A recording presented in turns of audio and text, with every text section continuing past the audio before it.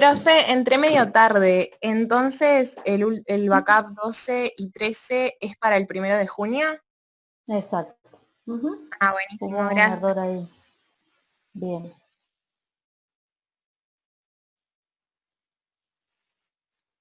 Acuérdense que los mensajes en Petco salen después de las 8 de la noche, así que si pueden entrar antes, van a poder ver los mensajes que ya están publicados, novedades.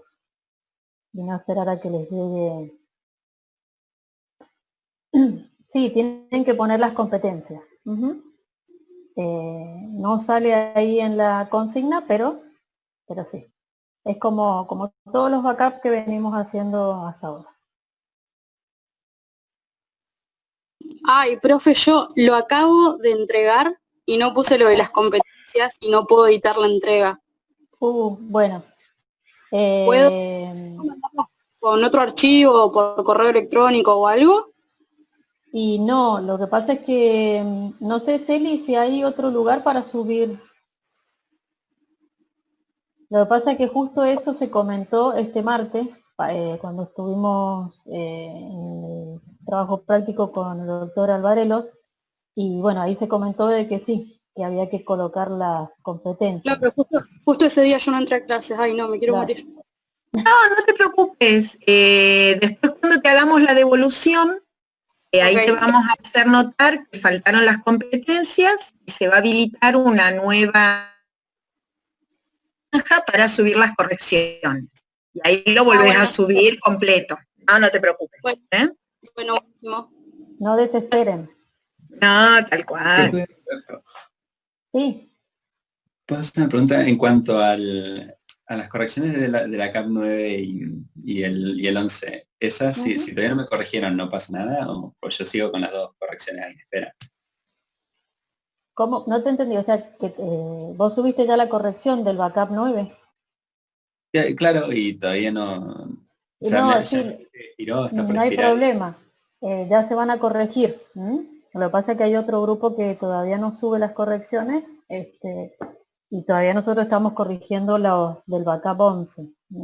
Así que no se preocupen, pero sí van a recibir las devoluciones de las correcciones. Doctora, una pregunta. Dijo que el backup 12 y 13 es para el 1 de junio, ¿no? Exacto. Profe, a mí me pasó lo mismo que a Yasmila y no entregué las competencias, pero debajo de la entrega se pueden poner comentarios. De última no lo podemos poner ahí. Y no, es mejor que lo suban después en algún lugar donde se lo vamos a habilitar nosotros. Así Bueno, no se gracias. olvide.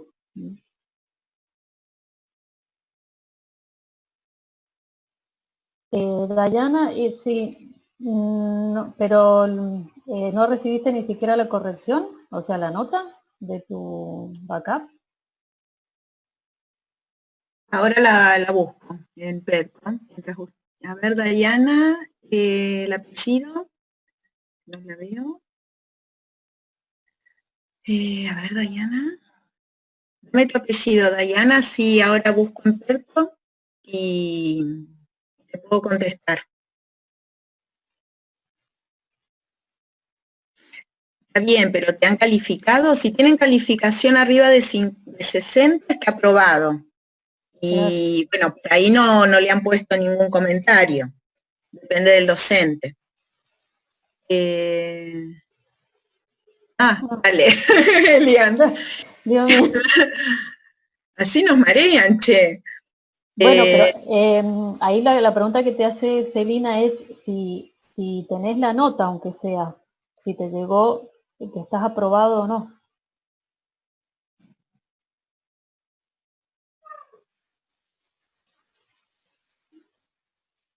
Activate el micrófono si querés, ¿eh? Profe, tengo una duda. ¿Se escucha? Sí. Sí. ¿El backup se abre el 1 de junio o se puede entregar hasta el 1 de junio? Ya está abierto. Y es bueno. Bueno, gracias. Bueno.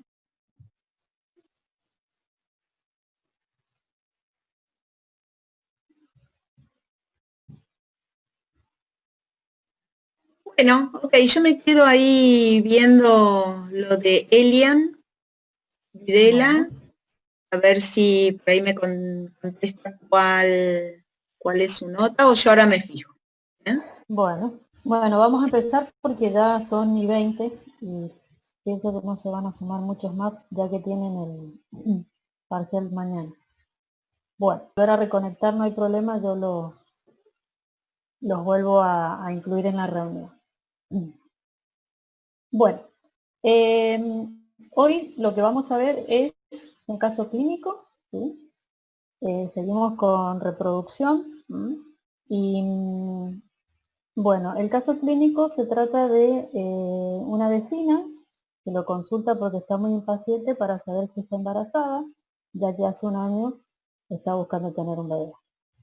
Considera que en 2 o 3 días debe tener su menstruación, hizo un EVA-test, pero le dio negativo. Ella está preocupada porque siempre utilizó pastillas anticonceptivas para evitar quedarse embarazada y se pregunta si la ha afectado, aunque el prospecto no dice nada al respecto. Usted le explica que es importante consultar al médico y lee el prospecto del anticonceptivo que utiliza para calmar.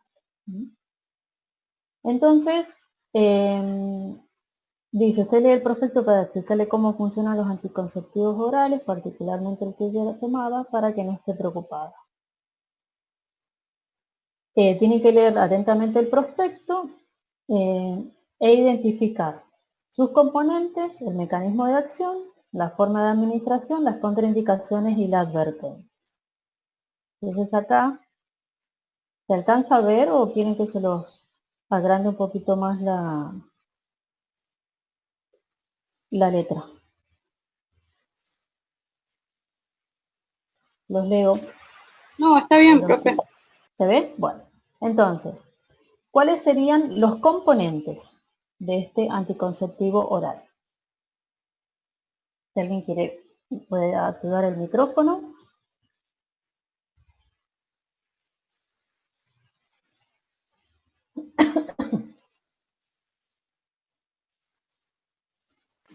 ¿Sería el gestágeno y el etinol estradiol?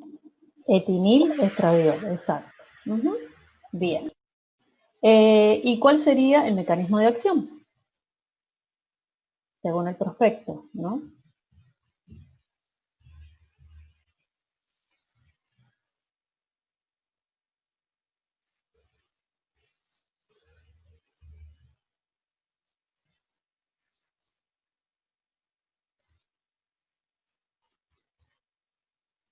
Bueno, voy a detener mi video así no interfiero con... Muy bien, la ovolastasa. ¿Y la forma de administración cómo sería? Un comprimido oral cada 24 horas. Bien, pero ¿cómo sería en realidad ahí? Tiene una especificación, ¿no?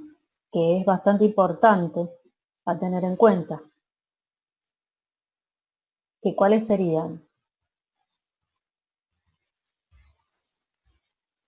Iniciar con un comprimido amarillo durante los primeros 24 días y luego un comprimido rojo los últimos 4 días.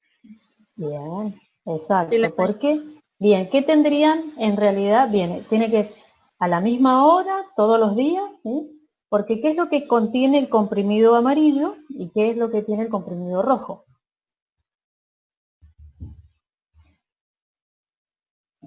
Bien, el rojo es el placebo. ¿Y a qué se refiere con placebo?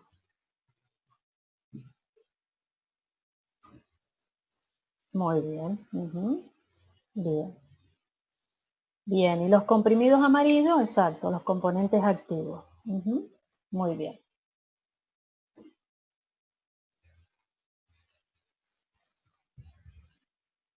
Bien.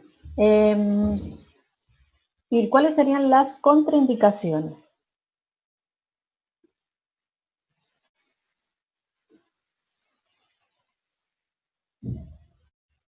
No, ya no estamos grabando más las clases porque hay una de las compañeras de ustedes que lo está haciendo, ¿sí?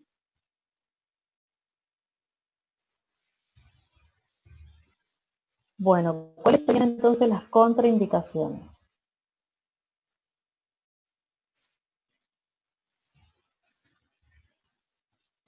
Hay muchas contraindicaciones. Bueno, pero en realidad hay contraindicaciones que son absolutas y otras que son relativas. ¿Mm? Bien.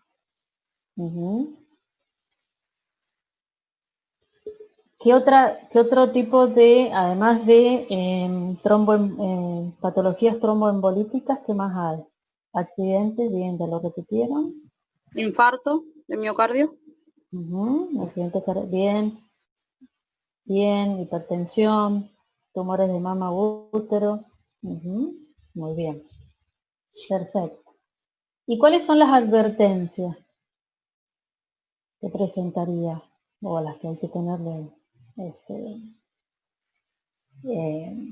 que tener precaución, ¿no? Dice que el riesgo de fumar, o sea, digo, el fumar aumenta el riesgo de padecer complicaciones. Bien, o sea que ahí les dice que si la mujer está fumando va a tener que suspender, ¿no? El cigarrillo. Y acá hay una de las compañeras, Lucía, que dice que contiene lactosa, y ahí hasta lo marca casi en negrita. Y otros compañeros bien, obesidad, diabetes. Muy bien. Bueno. ¿Alguna duda? Bueno, después le dice que en la composición se detalla gestágeno y etinil-estradiol. ¿Con qué grupo de hormonas relaciona estos componentes?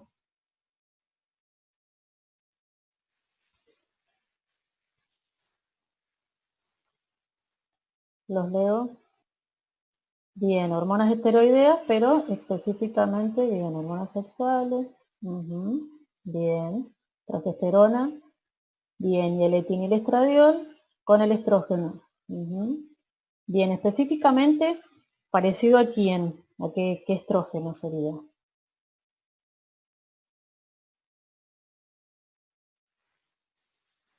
Bien, al 17 beta estradiol, pero tiene una potencia mucho menor. Perfecto. Bueno.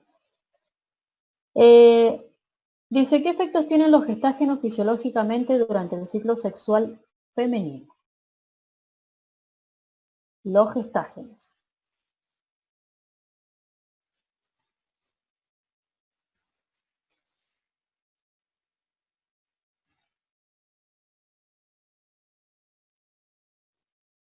¿Qué efectos tienen? Tanto los gestágenos como los estrógenos.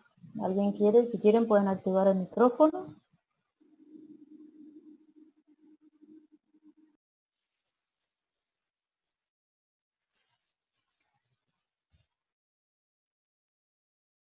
¿Quién prepara el endometrio para la implantación y inhibe la motilidad miométrica?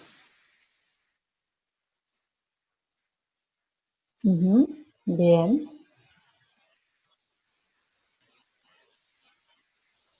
¿Qué más?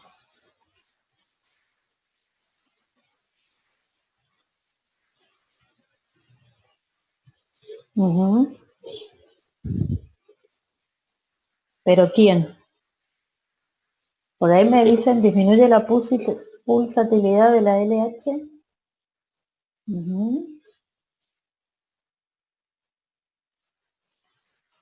Bien, ¿y los estrógenos?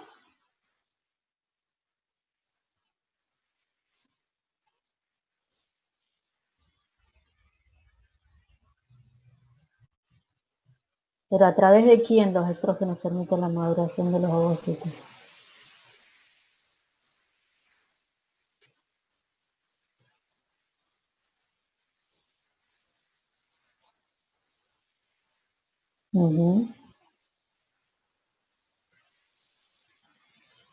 Pero en realidad primero actuaría la FSH, ¿sí?, para estimular a las células de la granulosa para liberar estrógenos, que a su vez esos estrógenos actuarían de nuevo sobre la célula de la granulosa para aumentar la cantidad de receptores de FSH.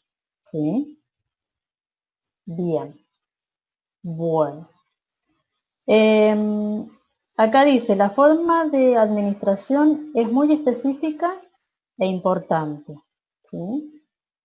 Y resalta una secuencia de toma que debe respetarse. ¿Por qué es importante? Que tenemos que seguir esa secuencia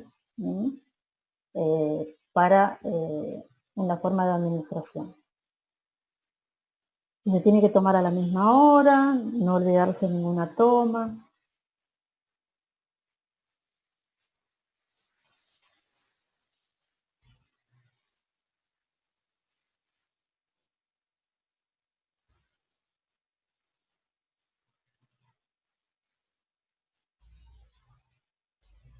Para inhibir la ovulación, para mantener los niveles de estrógeno y progesterona regulares. Bien, muy bien. Porque en realidad estamos semejando, ¿sí?, un ciclo, un ciclo sexual. Bien, acá dice, grafiquen un eje de coordenada los cambios en los estrógenos y progestágenos durante el ciclo sexual femenino, y en el mismo gráfico tienen que representar cómo se modificarían estas hormonas al administrar exógenamente el anticonceptivo. ¿Cómo hicieron?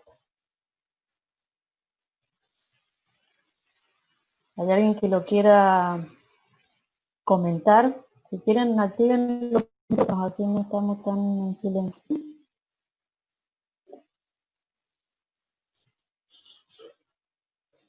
¿Cómo sería?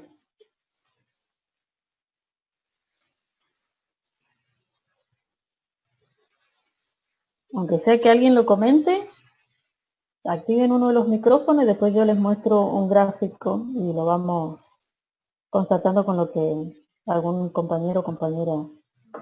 Yo puse en el eje de las X los días del ciclo. Bien, acá. Y sería la concentración de las hormonas o nivel. Bien. Y primeramente, durante los primeros días aumentan los estrógenos teniendo un pico más o menos a los 14 días o un poco antes. Y después de los 14 días, o sea, sería como el día, no sé, 17, la progesterona. Bien. Pero ¿y la progesterona cómo, en qué niveles estaría los porque acordate, el primer día, ¿a qué se le llama primer día del ciclo? ¿Cuándo es? ¿Cuándo decimos que es el primer día? Cuando inicia la menstruación. Bien, exacto. Bueno, entonces, en ese primer día, ¿cómo están los estrógenos y la progesterona?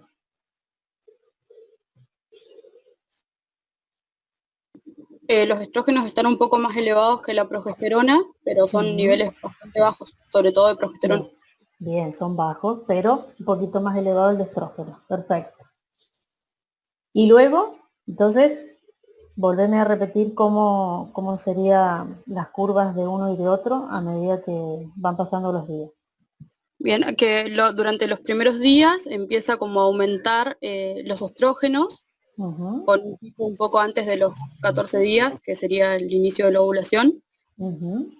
Y los niveles de progesterona se mantendrían hasta pasados los 14 días, en donde empiezan a aumentar. Bien. Y el pico sería, no sé, tipo el día 20, y ahí empiezan a disminuir. Bien, muy bien. Bueno, entonces ahora yo les voy a compartir otro Power, a ver si alcanza a ver bien.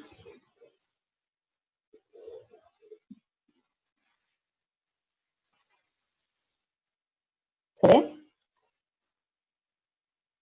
Bueno, sí, entonces, bueno, me gusta que por ahí hablen un poquito porque si no se siente uno un poco solo. Bueno, entonces, como decía la compañera, no es del Silverstone, sí es esta parte. No, perdón, del Borón. Y después en inglés y no recuerdo, lo saqué de otro lado. Bueno, entonces, como comentaba la compañera, los estrógenos sí empiezan a elevarse y la progesterona en realidad se mantiene levemente disminuida, para luego de la ovulación aumentar. Siento que los estrógenos poseen un pico previo al día 14, para luego disminuir y luego tener un pequeño aumento casi ya a la mitad de la fase secretora. Entonces, yo en realidad lo que acá les puse es para que vayan viéndose o vamos comparando en realidad las distintas hormonas, dependiendo de la fase donde estamos.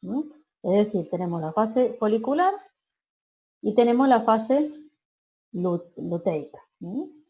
Y en este costado, me gustó mucho este diagrama porque se va viendo cómo se va regulando, ¿no?, un ciclo normal, ¿sí?, sin haber tomado o consumido anticonceptivos orales. Entonces, para poder en realidad entender cómo es que funcionan los anticonceptivos orales, tenemos que saber primero cómo funciona el eje hipotálamo, hipófisis, gónada, en el caso de la mujer, para luego poder incorporar cómo es el efecto de los anticonceptivos orales. Entonces, vamos a hacerlo rápido. En el día 1, como hablamos, que es el día de la menstruación, ¿qué tenemos? Valores bajos de estradiol y de progesterona. Por lo tanto, la inhibición, el feedback inhibitorio, casi no existe sobre el hipotálamo. Por lo tanto, el hipotálamo puede liberar las hormonas reguladoras de gonadotropina que van a actuar sobre la hipófisis para que se libere FSH y LH, las cuales van a actuar en el ovario, tanto la FSH en la granulosa, células de la granulosa, como la LH en las células de la teca.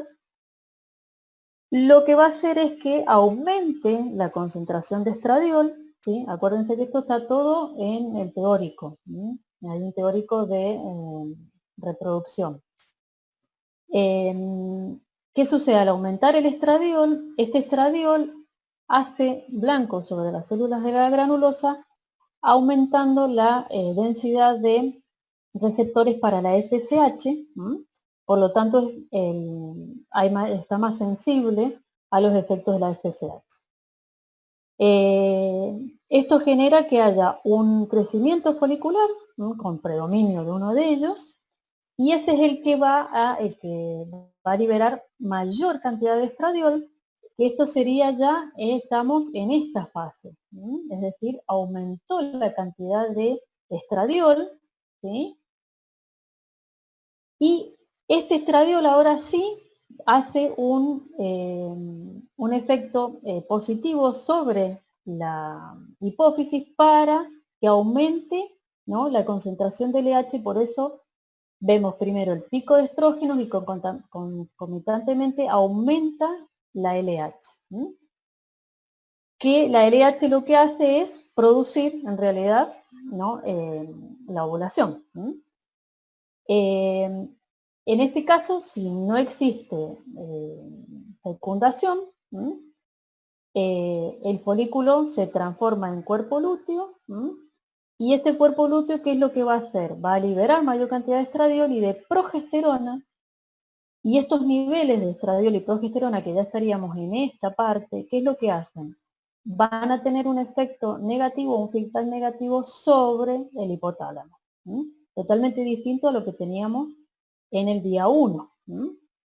Por lo tanto, al tener un efecto, un feedback negativo sobre el hipotálamo, se va a disminuir la liberación del factor liberador de gonadotropina, por lo tanto va a haber menor efecto sobre la hipófisis, lo cual conlleva a una disminución de la FSH y de la LH, que es lo que veríamos en esta parte de acá.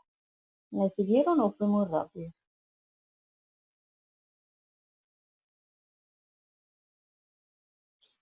¿Están? Bueno, buenísimo. Entonces, en el práctico les dice que tienen que dibujar, en realidad, bueno, lo que comentó la compañera recién, era dibujar en un eje cómo se verían las concentraciones de estrógeno y de progesterona en un ciclo normal. Ahora, ¿qué pasaría cuando nosotros empezamos a tomar el anticonceptivo, que en realidad lo tomamos acá, en el día 1, que es el día de la menstruación? ¿Cómo sería? ¿Qué pasaría con estas hormonas, tanto los estrógenos como la progesterona?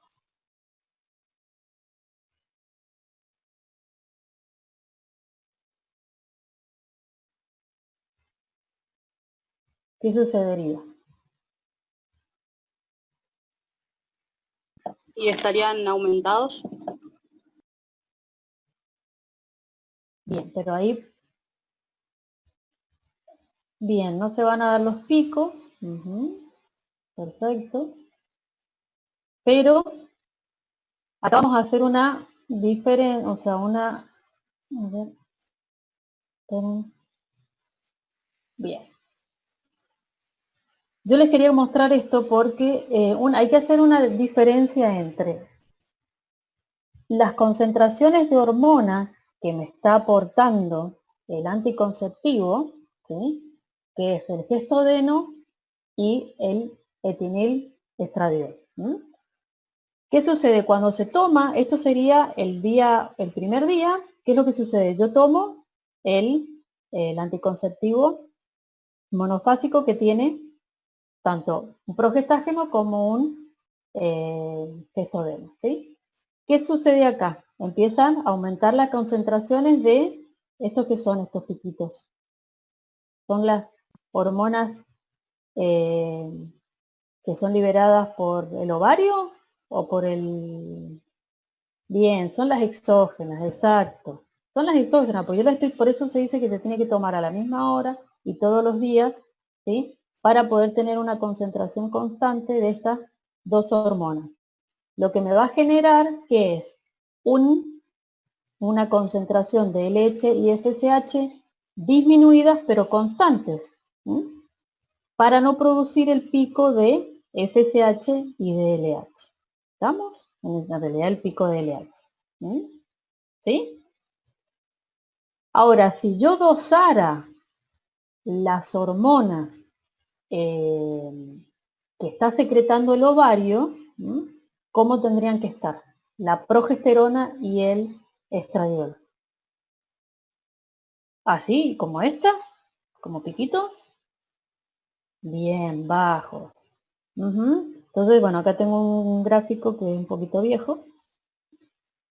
Esta parte de acá no la vean porque es cuando la mujer se quedó embarazada. Nosotros tenemos, esto sería un ciclo normal, ¿sí?, donde tenemos la FSH, el pico de LH, el aumento de estrógenos, el aumento de progesterona, ¿sí? Pero cuando ya está consumiendo los ACO, ¿qué sucede con los estrógenos y la progesterona? Se mantienen bajos y constantes.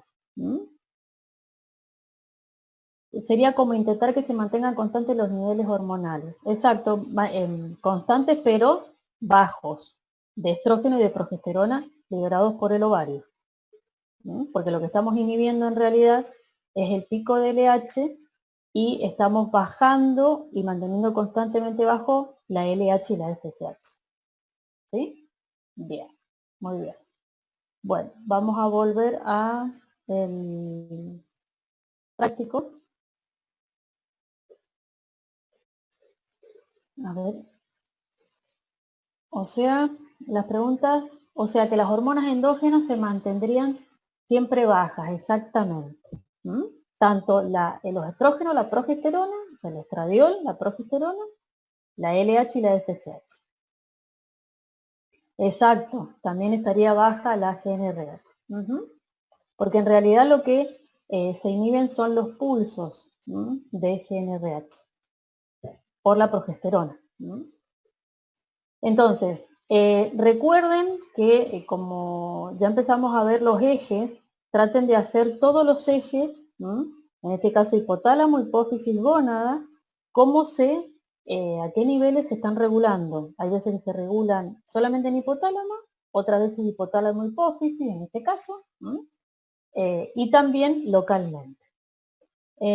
Acá me dicen, profe, entonces lo que se produce es una disminución de la progesterona y el estrógeno, pero controlando, exactamente, vos controlás primero la LH y la FSH. ¿Por qué? Porque los ACO van en esas concentraciones en las cuales vos los estás consumiendo, porque si te fijas en el prospecto, estás consumiendo mayor concentración de progestágeno, ¿sí?, que de estrógeno. Entonces, el progestágeno lo que hace es inhibir tanto a nivel del hipotálamo como de la hipófisis para que no se libere, en el caso del hipotálamo, la GnRH, en el caso de la hipófisis, la LH y la FSH. ¿Sí? Entonces tenemos dos controles ahí. ¿Bien?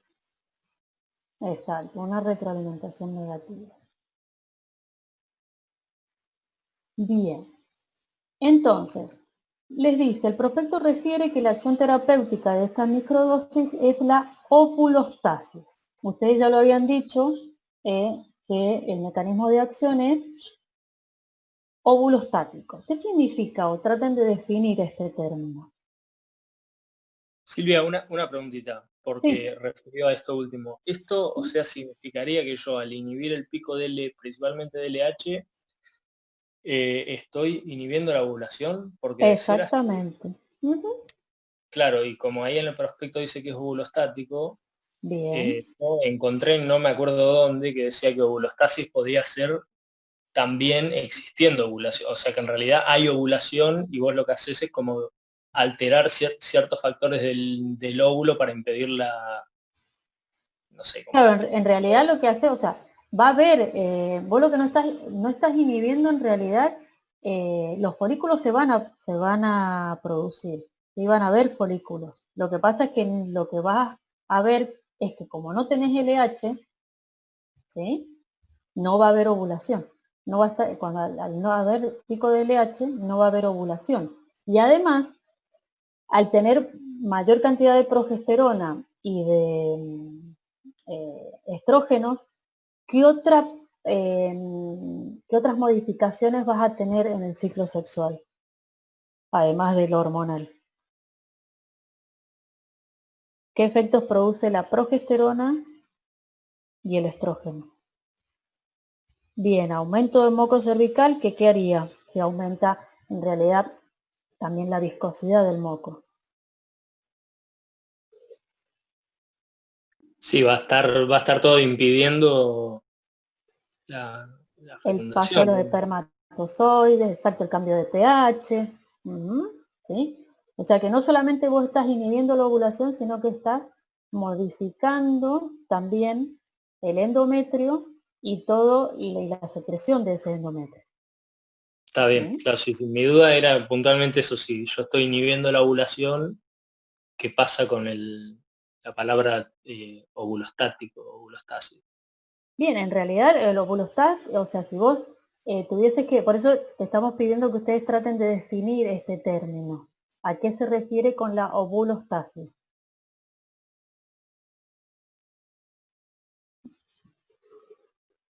Si vos tuvieses que definirlo, ¿qué sería?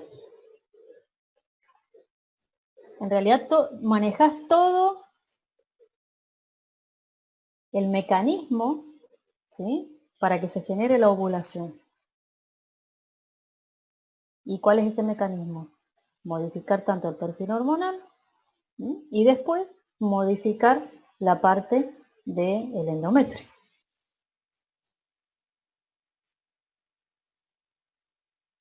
¿Sí? ¿Están?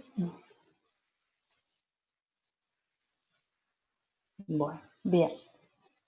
Entonces ahora les pide que vendría a ser en realidad un resumen de lo que estamos hablando ahora, donde dice que el efecto contraceptivo de los anticonceptivos orales viene determinado por la acción de estos preparados a nivel de ¿qué? Del aparato genital femenino, es decir, sobre la hipófisis y el hipotálamo, y su acción sobre el eje se puede resumir de la siguiente manera. Inhibe la ovulación en el ovario por atresia folicular, lo que conlleva a la desaparición del pico estrogénico periovulatorio y una disminución de la progesterona en la segunda fase del ciclo. ¿Sí? Desaparece el pico de la FSH y de la LH periovulatorio, inhibe la liberación de hormona liberadora de gonotrofina en el hipotálamo, que suele ser transitoria y revertir, o sea, se revierte si se suspende el tratamiento. Entonces, ahora, además de haber graficado lo que sucede con el estrógeno y la progesterona, también tienen que incluir la LH y la FSH. Yo ya se los di en un gráfico anterior, entonces resumiendo, ¿qué pasaría? A ver si alguien me lo puede explicar.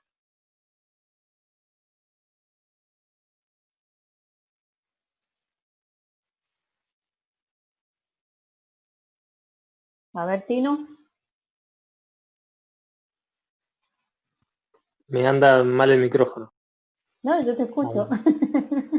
No, yo la verdad que no lo hice el gráfico. Fui más o menos viendo la guía, pero no, realmente no lo hice. Obviamente no vamos a tener el pico de LH. Si alguno de paso quiere sumarse, quiere. Bien, ahí dice. Las concentraciones de LH y de FSH se mantendrían siempre constantes y bajas. ¿Sí? ¿Y el estrógeno y la progesterona? ¿Cómo estarían? También baja. ¿Sí? Bien, bajas. Todas bajas porque son bien constantes y bajas. Por eso el gráfico que yo les mostré hace un rato, donde una cosa es ver cómo están las hormonas exógenas que yo estoy consumiendo a las hormonas endógenas que están produciéndose en el ovario. ¿Bien? ¿Podemos continuar? Bien, Tino, no hay problema. Nada, todo bien. Yo tengo una duda. En el caso de la menstruación, donde se toman las pastillas placebo, en este momento se aumentaría, claro, porque vos sacás el efecto inhibitorio de la progesterona. Y por eso son 4 días en los cuales al descender ese feedback negativo, lo que hace es restablecer el eje y permite la menstruación. ¿Sí? Porque decae la cantidad de progesterona y estrógeno. Para nuevamente volver a tomar. Dice, ¿por qué especifica anticonceptivos orales y no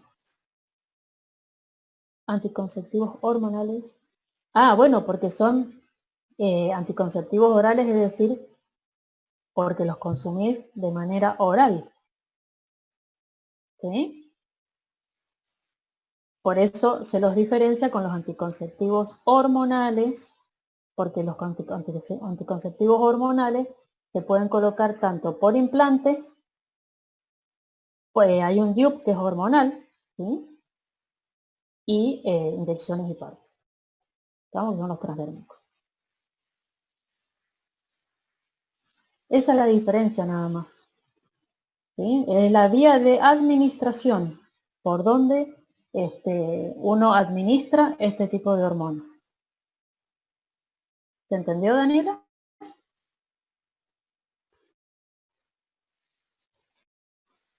Claro, el mecanismo de acción es el mismo, pero de lo que difiere es la vía de administración y también si son monofásicos, bifásicos, trifásicos.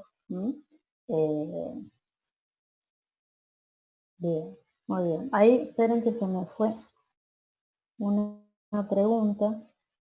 Dice, ¿el placebo se daría para que el organismo siga acostumbrado a la ingesta de anticonceptivos cuando se retome después de ese día? No, en realidad se le llama para que descanse, si no, no menstruaría en realidad.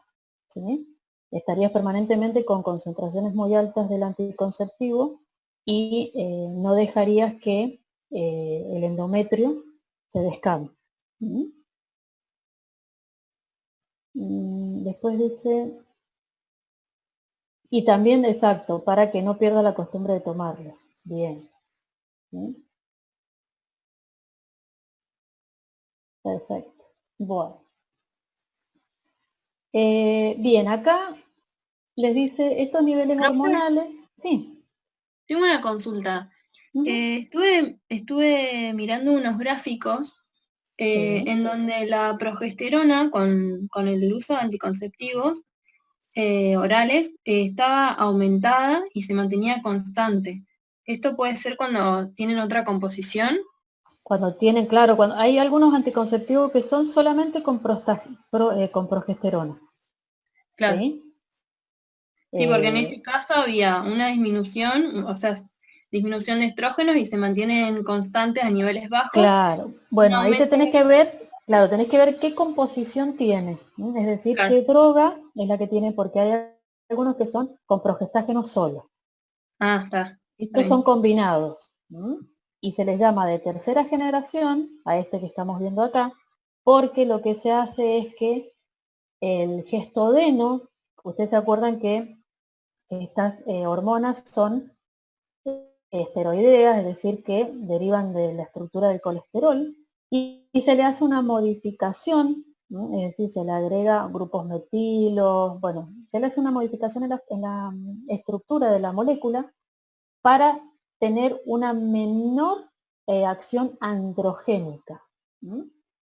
Y también al estar tanto dando un progestágeno como un estrógeno, lo que hace es tratar de bajar la concentración de ambos para producir el mismo efecto. ¿Sí? Antes se tomaban anticonceptivos con dosis muy altas y tenía muchas consecuencias adversas.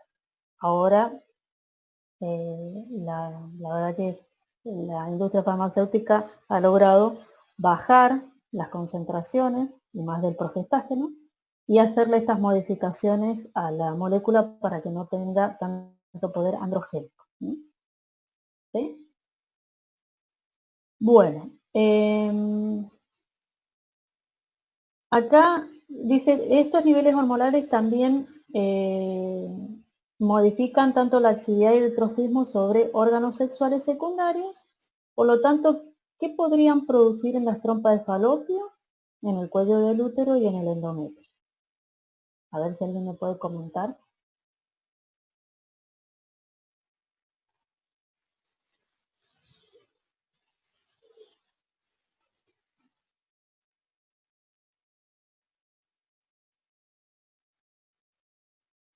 ¿Qué efecto producen? Bueno, en el endometrio, ya lo estuvimos hablando. Bien, ¿y qué hacen ahí en las trompas? Se actúan sobre las fibras de la trompa. Bien, menor velocidad en el transporte del óvulo. Muy bien.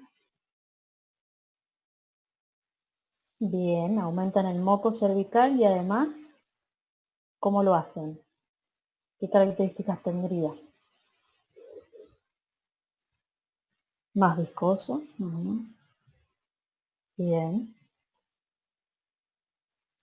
¿Y en el endometrio? Bien, con menos glucógeno, impide la maduración.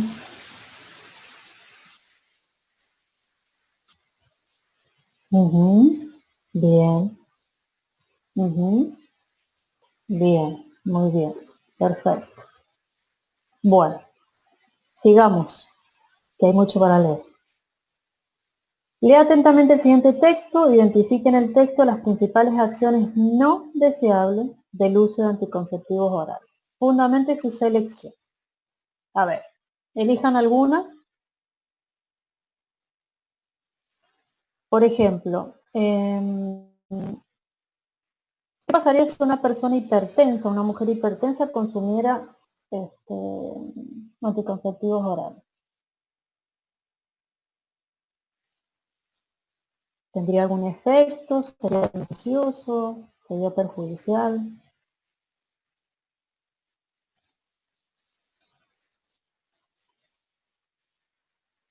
Ahí lo dice el mismo. ¿Lo están leyendo?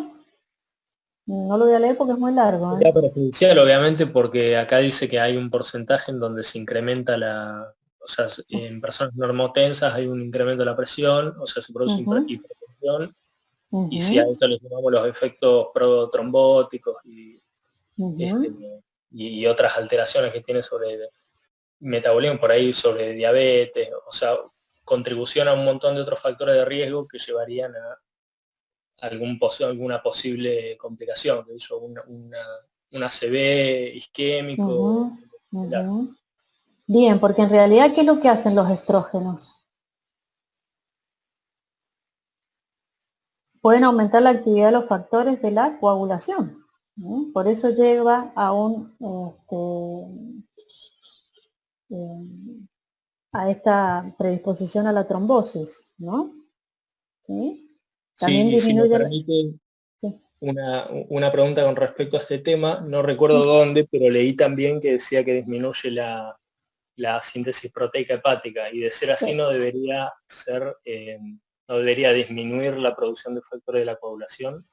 No, en realidad, a ver, una cosa, vos tenés que hablar siempre de, cuando hablamos de los estrógenos, una cosa es los niveles fisiológicos de estrógenos, que tienen algunas veces, en realidad tienen efectos beneficiosos, pero cuando yo ya los estoy tomando en concentraciones suprafisiológicas y por mucho tiempo, producen otro tipo de efectos. ¿Sí? ¿Se entiende la diferencia? Sí, o sea que lo que yo leí era más en una situación fisiológica normal.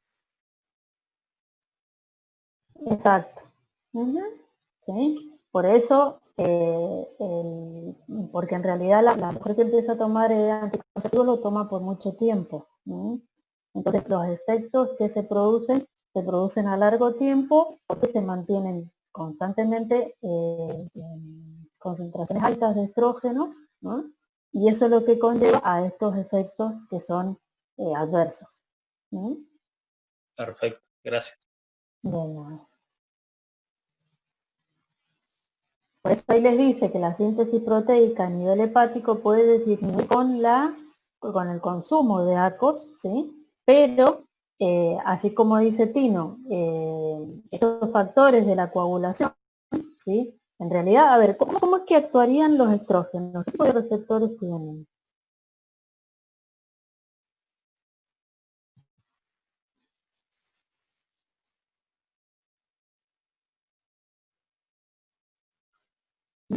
¿Qué son? ¿De membrana, citoplasmáticos, nucleares?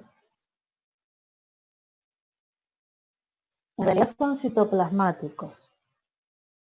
Y después migran hacia el núcleo. Y también se ha visto que algunos órganos pueden llegar a tener receptores de membrana, y por eso algunas veces se les atribuye los mecanismos de acción rápidos que presentan los estrógenos. Ya cuando es a nivel nuclear, tarda mucho más tiempo en generar el mecanismo de acción, que es a nivel de la síntesis proteica, donde están incluidas las enzimas y un montón de cosas. Pero ya cuando hablamos de receptores de membrana, esto se puede relacionar con segundos mensajeros, con aumento del calcio intracelular, que es uno de los segundos mensajeros, o de distintas vías. ¿Estamos? Bien. Seguimos con los efectos adversos. Miren ahí lo que dice, los estrógenos, sobre todo en dosis inferiores a 50 microgramos, producen un efecto cardioprotector y antiheterogénico. Por favorecer la lipólisis de los adipocitos, disminuir la actividad de la lipoproteína lipasa y aumentar el colesterol HDL, VLDL y disminuir el LDL. Normalmente recuerden que en las mujeres menopáusicas, al disminuir la cantidad de estrógenos, ¿sí?, todos estos beneficios ya no los tiene. Entonces, por eso se corren más riesgos en la mujer menopáusica por la disminución de los estrógenos. Pero ahora bien, recordemos lo que vimos en el prospecto, ¿Qué era lo que teníamos mayor cantidad? ¿Estrógeno o progesterona?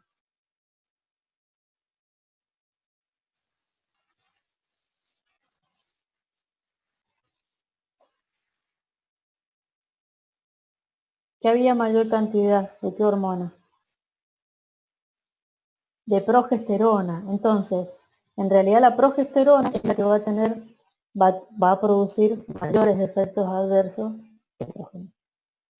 Es como que va, eso beneficioso que te estaba dando el estrógeno, ahora te lo está quitando la progesterona. Porque la progesterona produce todo lo contrario al estrógeno. Y más si lo estamos tomando en mucha cantidad. ¿Sí? ¿Me siguen?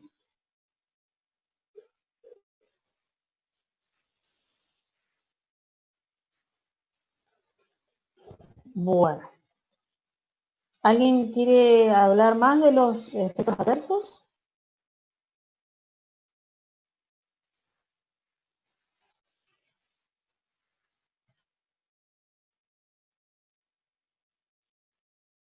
Bueno, acá en el último párrafo habla de lo que yo les comentaba de la disminución de la dosis de estrógeno y gestágeno, y con la aparición de gestágenos como actividad androgénica han disminuido significativamente el efecto desfavorable de los fármacos sobre el metabolismo lipídico de hidrocarbonato.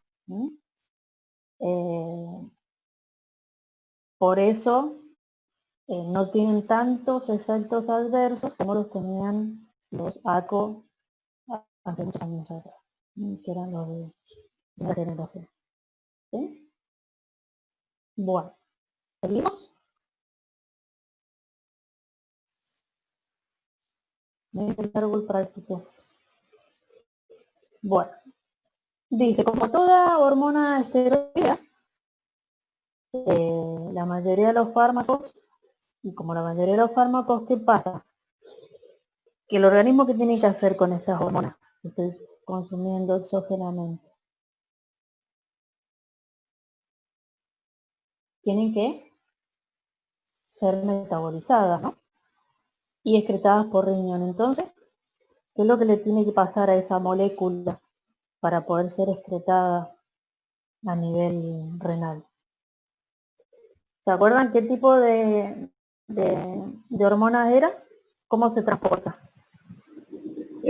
Son hormonas liposolubles y se Bien. transportan en ser unidas a proteínas, por lo tanto, para poder ser eliminadas por riñón se tienen que hacer hidrosolubles.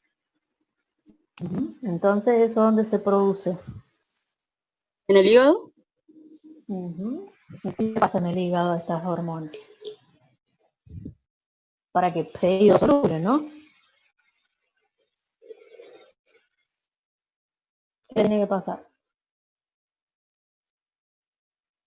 Bien, ahí hablan de detoxificación, bien, pero ¿cómo es? No No se hay le una agrega. fragmentación no es que se fragmenta y queda la subunidad beta, creo que era, que es la que se elimina por... No, corazón, todavía no estamos con la subunidad beta. Estamos con los estrógenos y la progesterona. No No, estamos no, en mandé embarazo. cualquiera. Sí, estoy hablando de la gonadotrofina, no, Sí, todavía no. Guárdatela que después me lo vas a contestar. no, ya está igual, no hablo más. No glicina, miren, a ver, les voy a mostrar algo para que se ubiquen, porque esta parte les voy a, para que se ubiquen un poquito. Miren que tengo, nosotros tenemos, ¿se alcanzan a ver las moléculas? Sí, profe. Bueno, nosotros tenemos el gestodeno y el etinilestradiol, que son las dos hormonas que están en este anticonceptivo, ¿sí? Y nosotros tenemos como hormonas naturales liberadas por el ovario el estradiol y la progesterona, ¿sí? ¿Qué sucede? ¿Ustedes ven alguna similitud del etinilestradiol con el estradiol? ¿Tienen algo parecido o hay algo que ven que es distinto?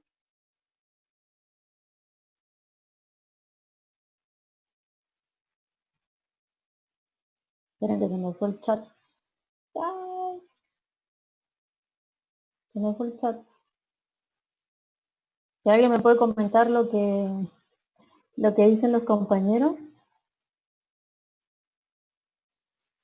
Porque Están diciendo que son parecidas, que tienen el mismo número de carbonos. Bien, es decir, en el etinilestradiol, ¿qué es lo que tiene? Acá, en el carbono 17, ¿sí? Porque acuérdense que estos son anillos, el A, el B, C y el D. En el D, en el carbono 17 se le agrega un grupo metilo, que este no lo tiene el estradiol.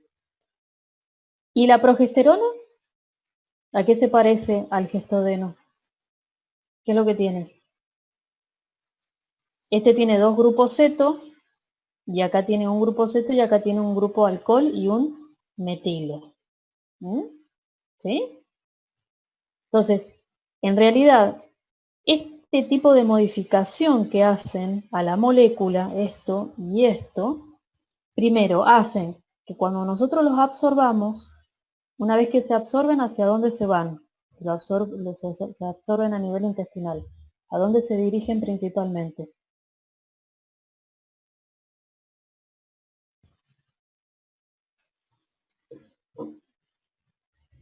Van a tener que activar los micrófonos porque se me fue el chat, chicos.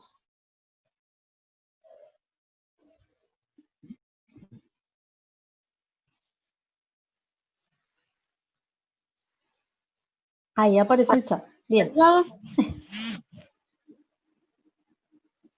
Claro, o sea, va al hígado, perfecto. Entonces, si pasan al hígado, supuestamente, ¿qué les estaría pasando en ese momento que entran al hígado? Se van a ser degradados, ¿no? Pero gracias a estos grupos metilos que tienen acá, que la industria farmacéutica logró colocárselos, lo que hacen es poder pasar por la primera detoxificación y no ser metabolizados por la primera pasada por el hígado. ¿Sí? Entonces, al pasar por el hígado, directamente después pasan a circulación periférica, ¿no? Y pueden ejercer su acción. ¿Que la acción cuál es? Este grupo, el anillo A, es lo que se va a unir a los receptores específicos en los distintos órganos. ¿Sí? Entonces, una vez que cumplen su función, vuelven a entrar al hígado, y lo que hacen en realidad es agregarle, ¿no? Hidroxilarlos. Es decir, a este se va a transformar, ¿en qué se transformaría la progesterona? ¿Cuál sería en realidad el metabolito al cual se lo tendría que transformar para poder ser excretado por riñón? Por riñón. Lo tengo que transformar en alcohol, ¿sí? Porque este alcohol que tengo yo acá, esto se puede unir al glucurónido, ¿no? O a los sulfatos, para así hacerlo hidrosoluble y poder ser eliminado por riñón. Entonces, el estradiol se va a transformar en estrona y en estriol, los cuales se pueden conjugar con sulfato o con gluconorato, y eso hace que sean hidrosolubles y puedan ser eliminados por riñón. Y la progesterona se transforma en pregnanodiol, diol es porque tiene dos alcoholes, y se une un glucoronato, y así es eliminado por riñón. ¿Se entendió? Creo que por ahí es medio complejo, pero es para que por lo menos... Perdón, profe, ¿el estradiol en qué se convierte? El estradiol se convierte por hidroxilación en estrona y en estriol, preferentemente estriol. Bien, gracias. Y esos, a su vez, se le puede agregar un grupo sulfato o glucoronato, y es la manera en la cual se puede eliminar por riñón. Bueno, entonces, estos ACOs, ¿pueden generar daño hepático?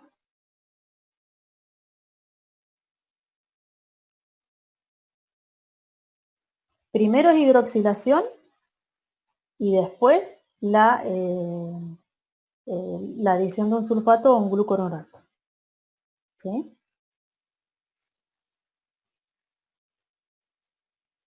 Bueno, ¿pueden generar daño hepático con el tiempo?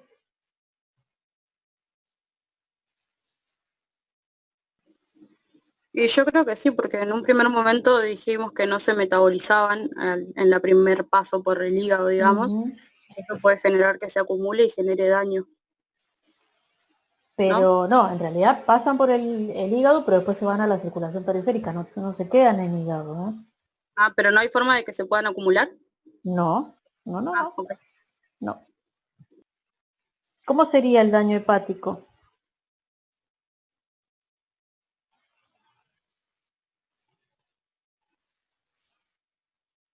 Ahí dice no porque son muy bajas las dosis. Bien, pero si yo lo tomo por mucho tiempo, por más que sean bajas las dosis.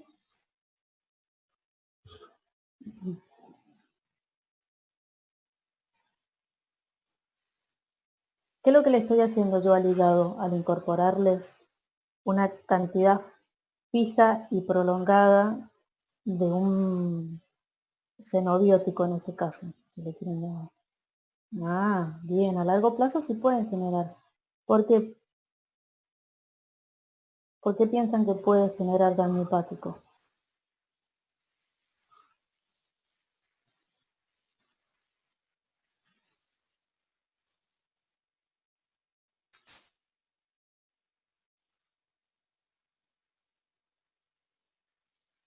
¿Alguien sabe?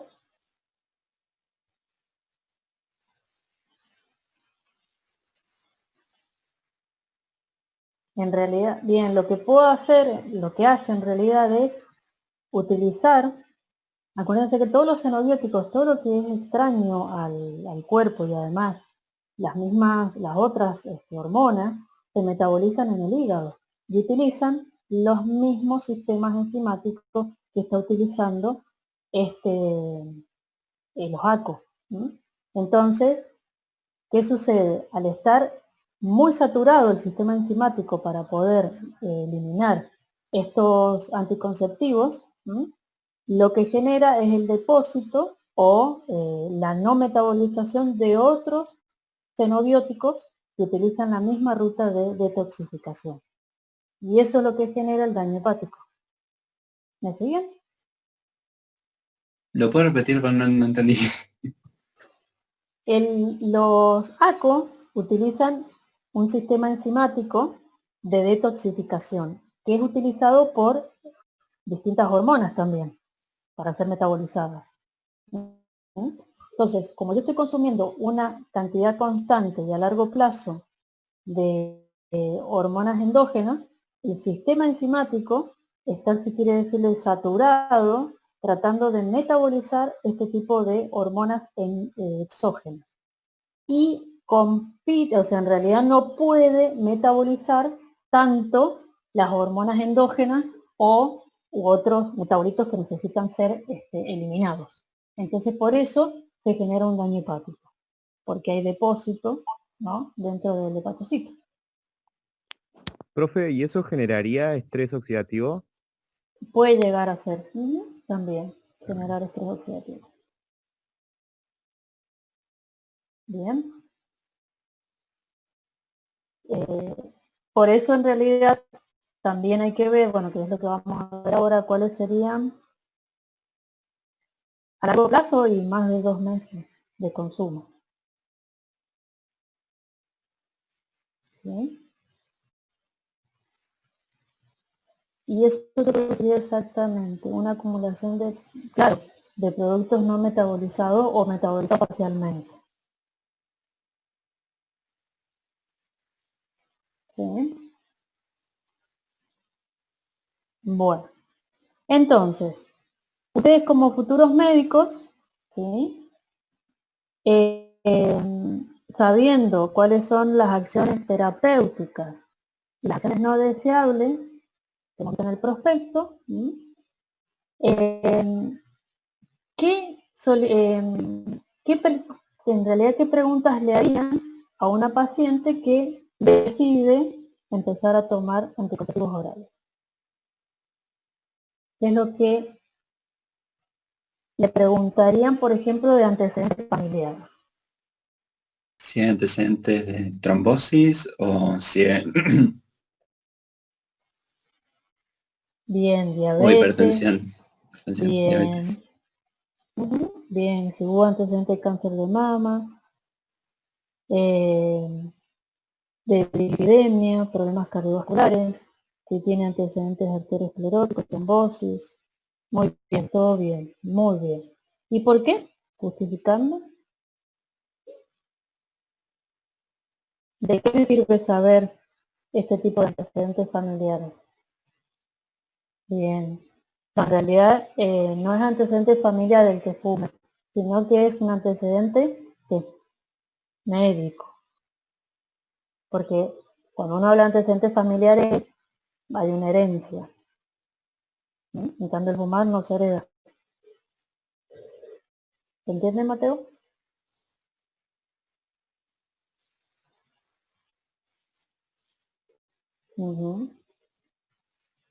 Bien. De antecedentes médicos, ¿qué le preguntarían? ¿Médicos qué significa? Antecedentes médicos. ¿Qué diferencia hay con los antecedentes familiares? ¿Son lo mismo?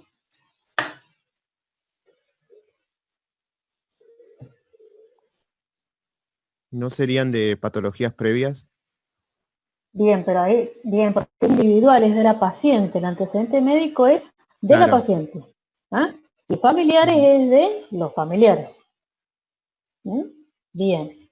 ¿Qué le preguntaría? Entonces, ¿se ha sufrido alguna de esas patologías? Bien, si tiene, bueno, si tiene diabetes, un montón de cosas. Y en el examen físico, entonces, si yo la tengo que revisar, ¿a qué le presto atención?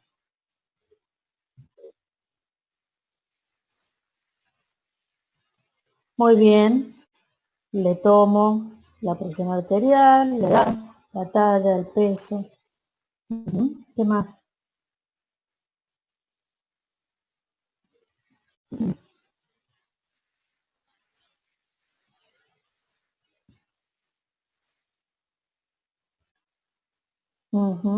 Muy bien. Bien. En el examen físico, no, antecedentes médicos. Le preguntaría si fuma. Bien. ¿Y qué tipo de exámenes complementarios le va a solicitar a la paciente? Moneco, ¿qué más? Perfil hepático, bien. ¿Por qué? Bien, moneco mamaria. Y ahí en el perfil hepático, o sea, una vez que le sacan sangre, bien, un coagulograma, ¿qué más? Me interesaría saber cómo está la glucemia de la persona, la insulina. Bien. Y los lípidos, colesterol, triglicéridos, HDL, LDL también. Bueno, bien, perfil lípido. Muy bien. Bien, una ecografía. Bien. Bien, completo. Bueno, vamos a pasar al EVA-test ahora. Sí, ahora Tino te va a tener que tocar responder la pregunta que hemos dado para esto. Bueno, continuamos, pues ya son las 9:23. Bueno, ahí su vecina le menciona un EVA-test, ¿sí? Porque ahí ella está buscando quedarse embarazada y supone que se ha quedado embarazada, pero se hizo un EVA-test y le dio negativo. ¿Qué saben de esto? ¿Es confiable? ¿Qué piensan de los test ustedes?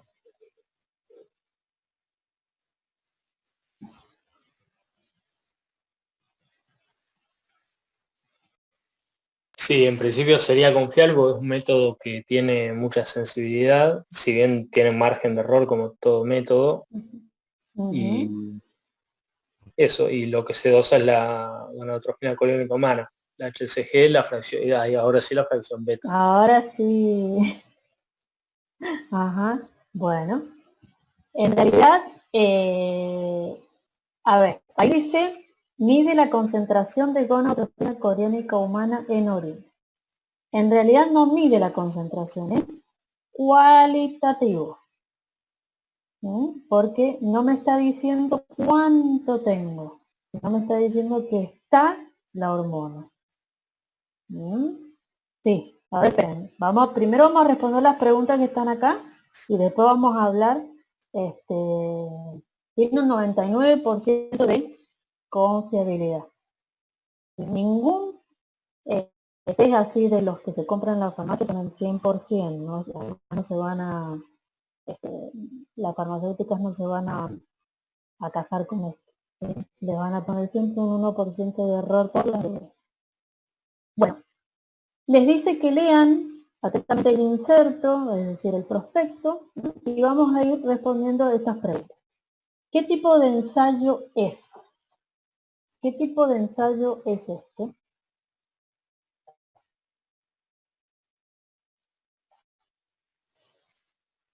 Acá dicen una inmunocromatografía. ¿Qué opinan los otros compañeros? ¿Tiene anticuerpos contra el HCG? O sea que esto es un ensayo inmunoensayo, y acuérdense, cualitativo. ¿Qué muestra biológica se utiliza para la detección?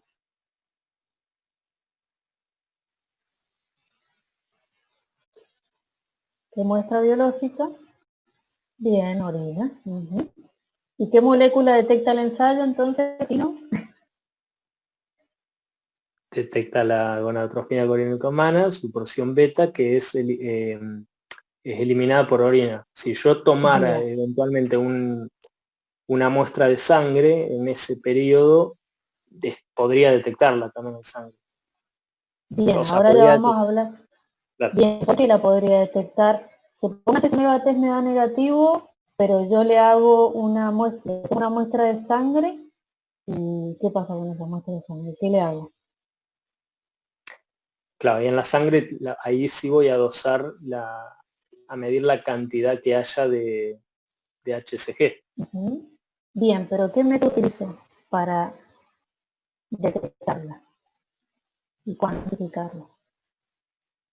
No, ahí se utilizan otros, no sé exactamente cuál es, pero también es digamos, alguno por ahí más sensible. Pero bueno, estoy bien, más sensible, una ELISA, por ejemplo. Que son los métodos que vamos a ver. En realidad lo que hacen es detectar menor cantidad de hormona y además te la cuantifican. Te dicen cuánto hay de esa hormona. ¿Dónde se produce entonces esta subunidad? En la placenta. Bien, pero ¿qué parte de la placenta? ¿Qué célula? El trofoblasto. Muy bien. ¿Cuándo aparece el trofoblasto?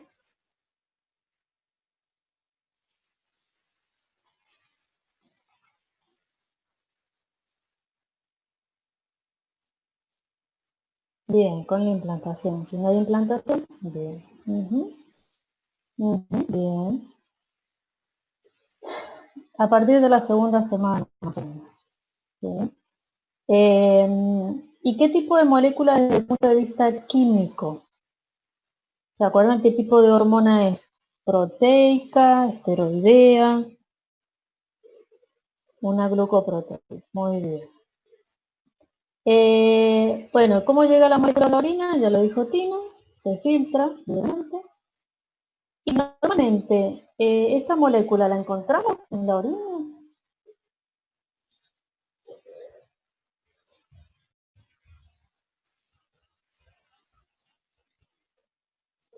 No. Si la mujer, normalmente no se encuentra, bien, está bien.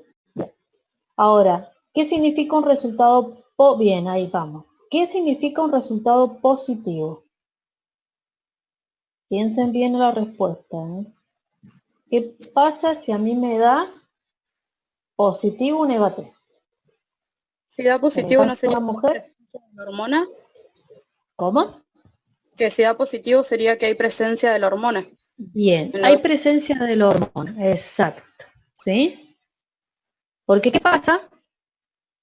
No es que censo, no estoy censando, estoy diciendo que está presente la hormona.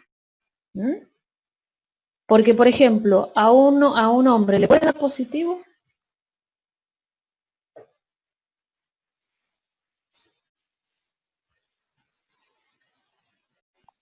No. Sí. ¿En qué casos? A ver, Eugenia. ¿Qué tipo de cáncer? Bien, un tumor, pero ¿en dónde? Porque dice si hay cáncer, ¿dónde?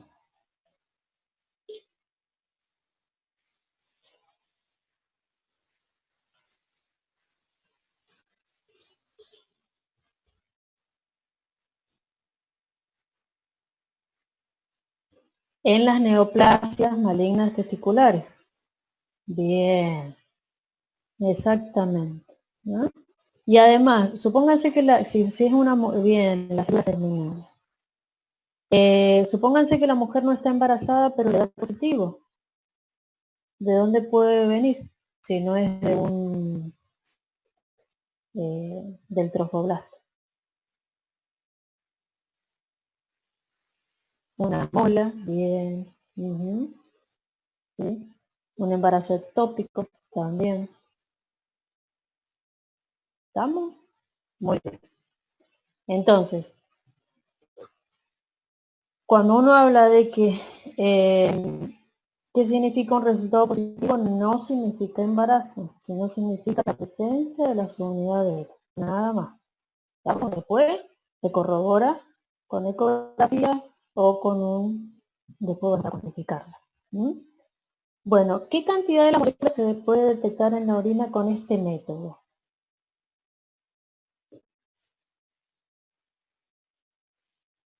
¿Cuánto? ¿Cómo ninguna? Si no, ¿cómo te va a dar positivo? Bien, bien, ahí lo dice, o sea, exacto, es cualitativa, porque significa que si está menos de 25 unidades internacionales, ¿qué te va a dar? Negatividad. Exacto, se refiere a la sensibilidad. ¿Cuánto es lo menos que puede llegar a detectar? 25. ¿Vamos? Si la mujer tiene 10, tiene 5 unidades internacionales, le va a dar negativo. No va a haber 2 rayitos, va a haber 1. ¿Sí? Pero eso no significa que no esté la hormona en su... si es que se puede matar. ¿Sí? Puede que hacer otros métodos que son más sensibles, que son los que detectan menor cantidad de la hormona. Bien. Entonces, bueno, acá esto vamos a tener que empezar a pasar rápido porque, bueno, en realidad para la medición de hormonas que tenemos bioensayos y inmunoensayos o técnicas inmunoquímicas. Que va a depender de qué, de si, porque en realidad, para hacerlo fácil, ustedes ya lo vieron en micro, siempre para que haya para poder detectar en realidad la hormona, debería ser mi antígeno en este caso. Yo le tengo que agregar un anticuerpo para que forme un inmunocomplejo, y ese inmunocomplejo, para poder visualizarlo, se utilizan distintas marcas que le llaman. ¿Sí? Que puede ser radioactiva, enzimática, quimioluminiscente, y dependiendo de eso se va a llamar IRMA, ELISA. ¿Estamos? ¿Estamos de acuerdo con eso? Eso ya lo han visto, que son todos los métodos por los cuales yo puedo detectar un antígeno, que en este caso el antígeno sería la hormona presente en la sangre de la embarazada. Y cada técnica tiene sensibilidad, especificidad, ¿sí? Precisión y exactitud. ¿Estamos? Acá se los sale bien la definición, entonces vamos ya directamente a los ensayos inmunométricos. Entonces, de acuerdo al tipo de marca, los inmunoensayos tienen distintos nombres, Por ejemplo, a simple vista podemos ver el desarrollo de color de un sustrato por acción de la enzima usada como marca. Entonces, ¿cómo se le llama a este tipo de ensayo? Se utiliza una enzima. Esto lo tienen que saber, chicos, ya lo han visto en micro. ¿No sería encima un ensayo? Bien, o sea, el ELISA. Bien. Si utilizo el luminol, que es un compuesto que emite luz y se lee a una longitud específica, ¿cómo se le llama? Compuesto químico, quimioluminiscencia. ¿Sí? Bien, y el último, que sería el de los coloides a base de oro, que sería el ensayo que vimos en el EVA-test, ¿qué sería? ¿Cómo se llamaría?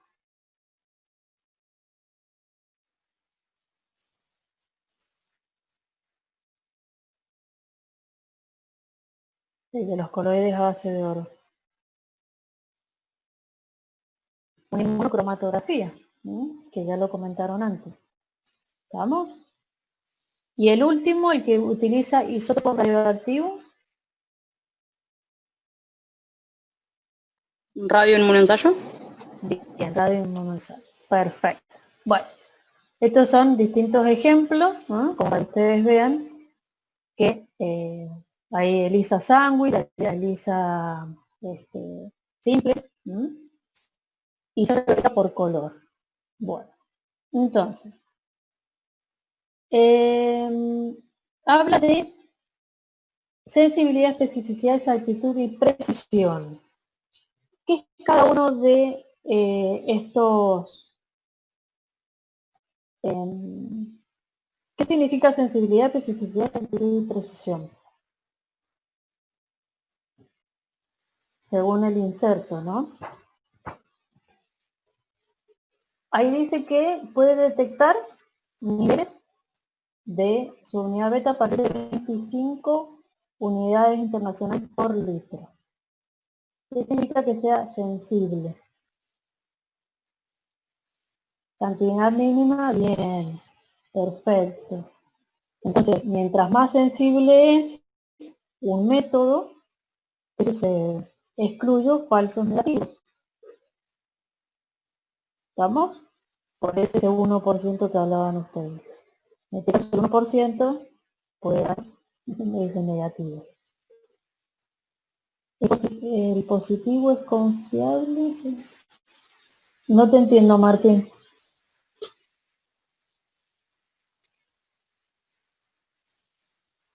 Ah, está bien, o sea, está bien, si te da positivo es confiable. Bien, para hacer un estudio debe ser más sensible. Bien, ¿y específico? ¿A qué se refiere? Con específico, porque acá está hablando la especificidad que se refiere. Bien, sobre esa molécula que yo estoy buscando. En este caso, bien. Por eso dice que solamente son anticuerpos monoclonales contra la subunidad beta. Por lo tanto, no tiene acción cruzada con qué otras hormonas que tienen o que comparten otra subunidad, que sería la alfa. ¿Cuál sería?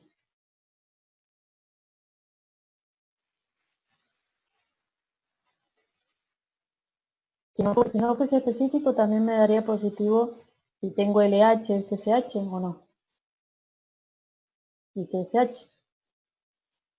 Porque tanto la FSH, la LH y la FSH comparten la subunidad alfa junto con la hormona coriónica. Por eso este test es contra la subunidad beta, que las demás hormonas no tienen, solamente la hormona coriónica. ¿Sí? Bien, exactitud, ¿a qué se refiere? Es exacto, superior al 99%. cuando se aleja la media obtenida del valor real. Bien. Es decir que estoy midiendo realmente la cantidad que me está diciendo que está midiendo, no es otra cosa.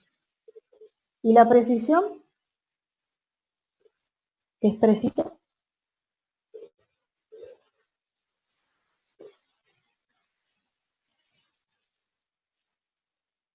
¿Qué significa que sea preciso? No es lo mismo que exactitud, ¿eh?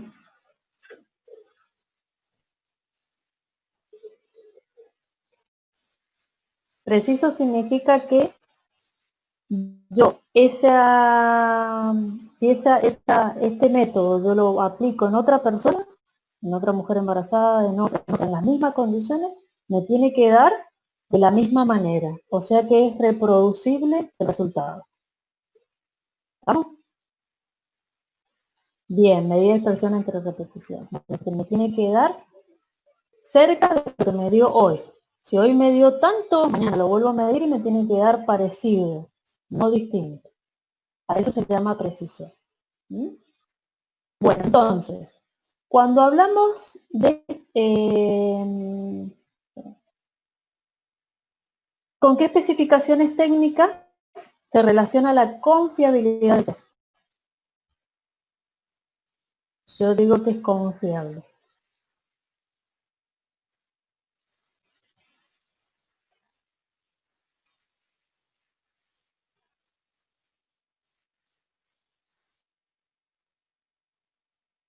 Con sensibilidad y exactitud. Sería con sensibilidad y especificidad. No tanto con exactitud. Bien, con especificidad y sensibilidad. Por eso es confiable el método. Bien.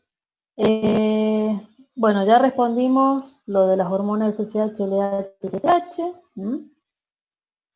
Entonces, usted le recomienda a su vecina que consulte a su médico, ya que pueden existir otras razones por las cuales no queda embarazada. ¿Puede descartar entre ellas el uso de anticonceptivos orales?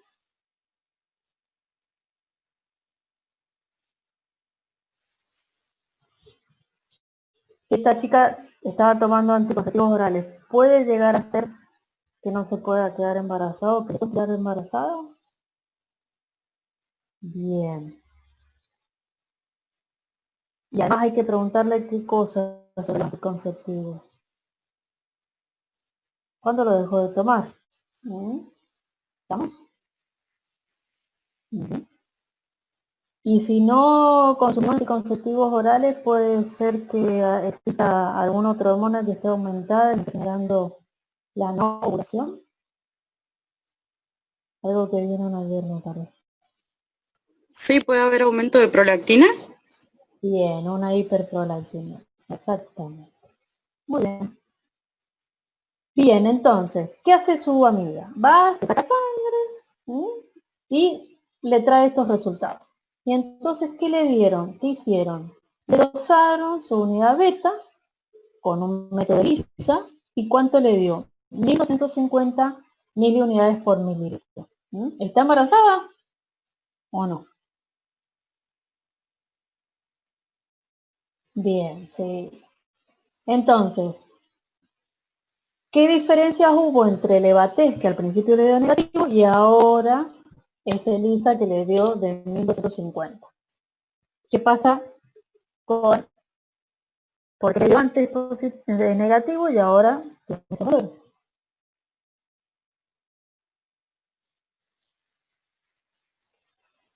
¿Qué piensan que puede haber pasado? Puede haber sido que la concentración en la orina de la hormona haya sido menor a 25. Bien. Puede ser que también, en realidad, bien, la sensibilidad del método, así como comentó la compañera, y también puede ser que no haya respetado que la orina esté concentrada 2 horas. Si la orina está muy diluida, también va a haber menor cantidad de hormona, por lo tanto va a dar negativo, pero no es porque no esté la hormona. El debate me está detectando esas pequeñas cantidades de hormonas que hay en la orina. Por eso se recomienda que se retenga por 2 horas la orina para poder hacer la prueba. ¿Sí? ¿Estamos de acuerdo? Y también puede ser que se lo haya hecho tempranamente, ¿no? Porque bueno, por ahí uno saca cuentas y no ha dado los números, ¿no? Porque ya decir que entre 2 o 3 días estaba por menstruar. Pero bueno, por ahí pueden fallar los días. Bien, entonces, ya poquito. Son las 10 menos 4.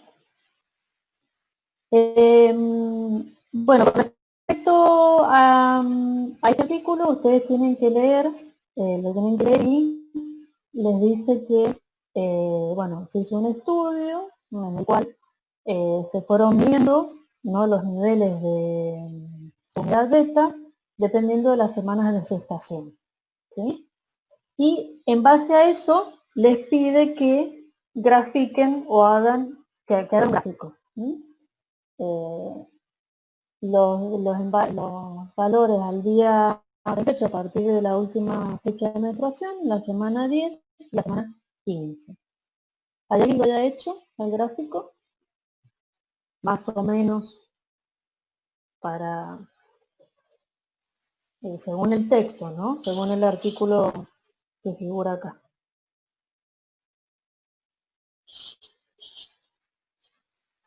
¿Hay alguien que lo haya hecho?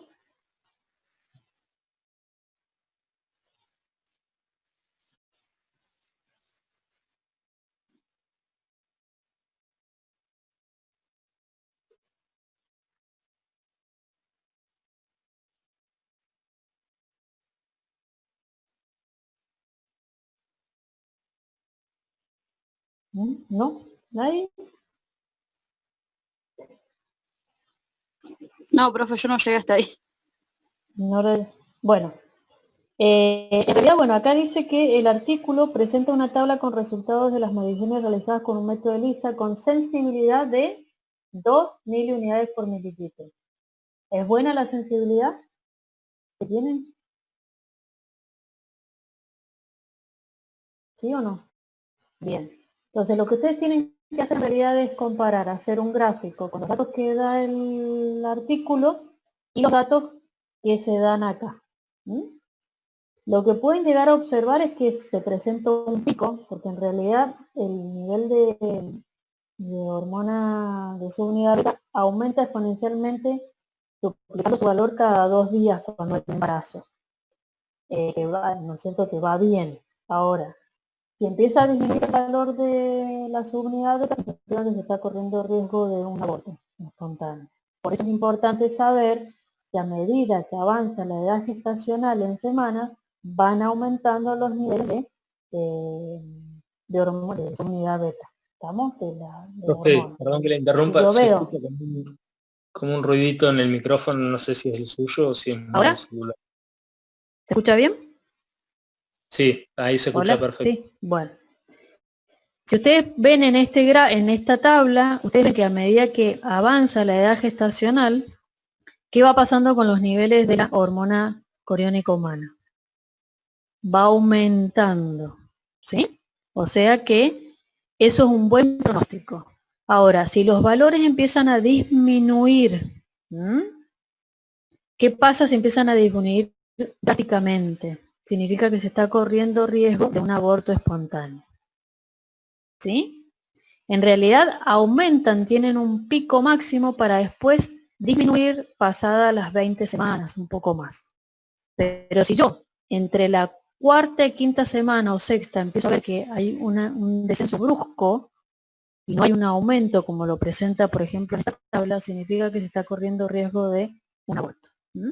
¿Vamos? Por eso es importante saber cómo es el patrón de secreción de esta hormona. Entonces, en realidad, bueno, después cuando ustedes hagan los gráficos, van a ver que son parecidos, presentan un pico, pero lo que va a diferenciar, ¿qué va a ser? ¿El tipo de qué? ¿Qué características tiene un Un método, en este caso el ELISA, de sensibilidad de 2, y el que presenta acá el artículo.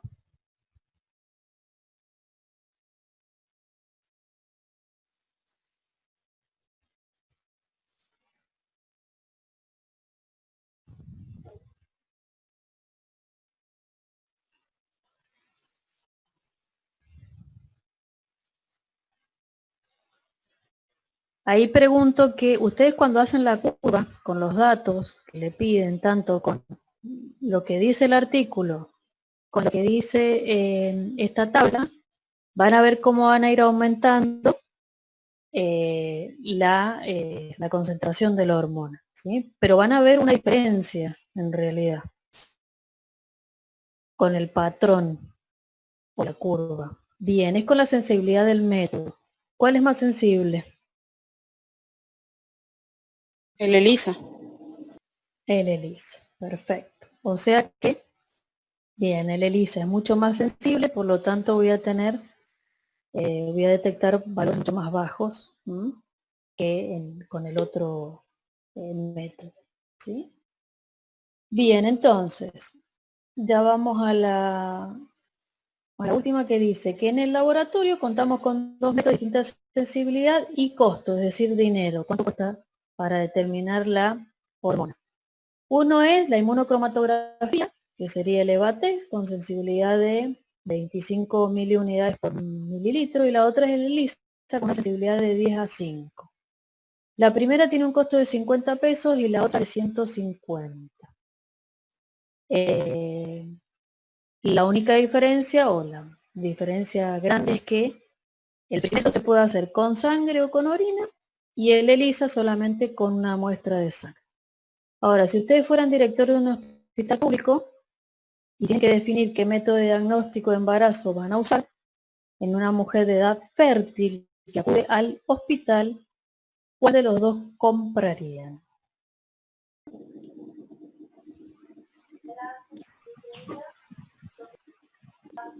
Sí, la prueba de embarazo. Lejos, no sé si hay alguien. Hola. A ver, acá Martina dice el ELISA. ¿Y por qué?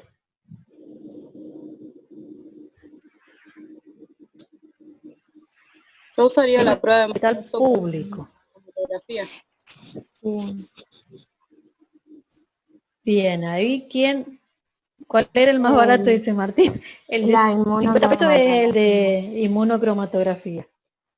Sí, porque también se le puede hacer una buena anamnesis que oriente un poco y bueno, y con uno de esos andaría bien, y de última, para casos excepcionales, usar un ELISA. O que algo de más para... Acuérdense que... Bien. Porque en realidad es sensible. Con 25 es sensible, tiene buena sensibilidad. Además, normalmente, ¿sí? Ustedes de mañana, y cuando en el hospital público la mujer llegará con un atraso casi de una semana. No como esta chica que en realidad quisiera quedarse embarazada, entonces ella la sabe, entonces está apurada por hacerse un EVA-TEST. En el caso de la mayoría de las chicas que ustedes van a recibir en los hospitales públicos, ya vienen casi con una semana de atraso. Por lo tanto, hacerle un ELISA, primero sale caro, y ustedes tienen que cuidar y utilizar ese presupuesto para otras cosas. Y ya con un método como el inmunocromatográfico tiene muy buena sensibilidad y se puede utilizar con una muestra de orina que es mucho más fácil de obtener que estarle sacando sangre. En el privado me dice ELISA, sí, porque ahí las obras sociales te lo pagan. En cambio en el público, el hospital tiene que cubrir el costo. ¿Se entiende? Bien. Y bueno, ¿y cuál de los dos test es más confiable? Bueno, el que es más confiable es ELISA por la sensibilidad. Pero bueno. Y entonces, bueno, ¿qué ocurrió con el primer ensayo de su vecina que dio negativo? Puede ser que haya tenido menos de 25 miliunidades por litro o que la orina no haya estado concentrada. ¿Estamos? ¿Se entendió? Bueno, Y acá, bueno, ya nos quedan 5 minutos, no sé si quieren que lo leamos, pero en base es en realidad comentar lo que, ¿qué me dicen? ¿Que sí que lo leamos o no? Eso sí, sí, sí, último de Mateo y Aixa.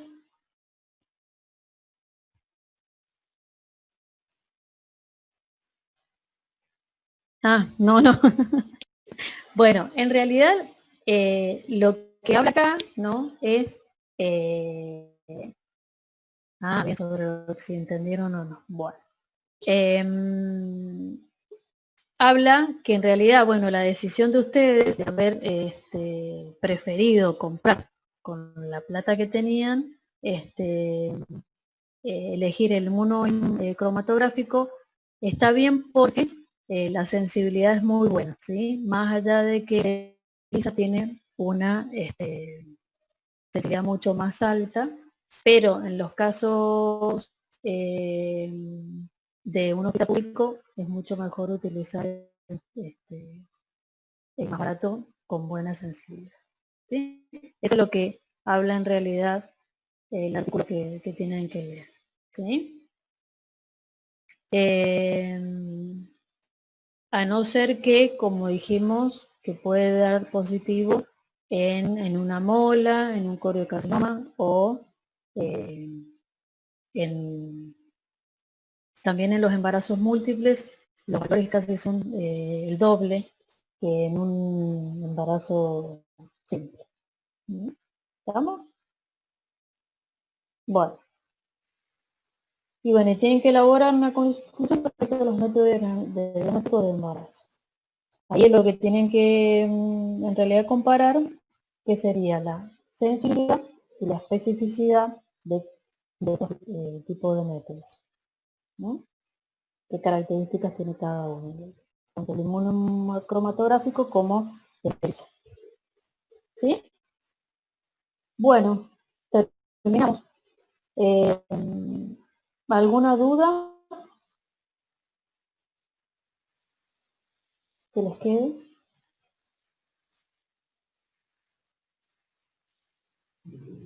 A ver, con lo de la proteína, ¿sí?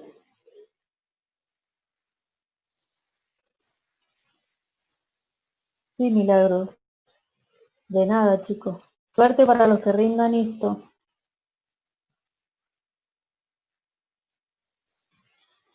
Bueno, ¿dónde actuaría la prolactina en realidad en altas concentraciones?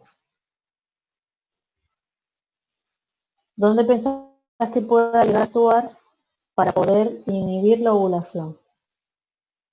Con todo lo que habíamos hablado ahora. ¿A nivel de qué estructura?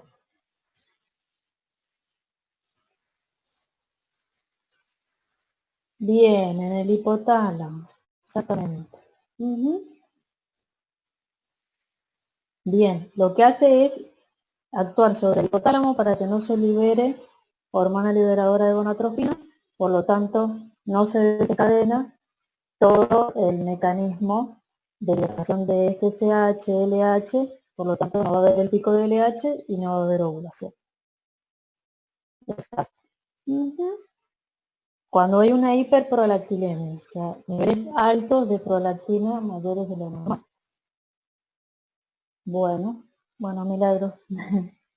Bueno, buen fin de. Bueno, mucha suerte para los que rinden. Nos vemos el jueves que viene. La especificidad, sí, lo que pasa es que en el ELISA se utiliza anticuerpos monoclonales específicos también son por contra la supernovulenta. Lo único que la diferencia que te hace es que te cuantifica y posee una sensibilidad mucho más baja, en realidad más alta, perdón, porque detecta menores cantidades que el inmunocromatográfico. Bueno, chau, nos vemos.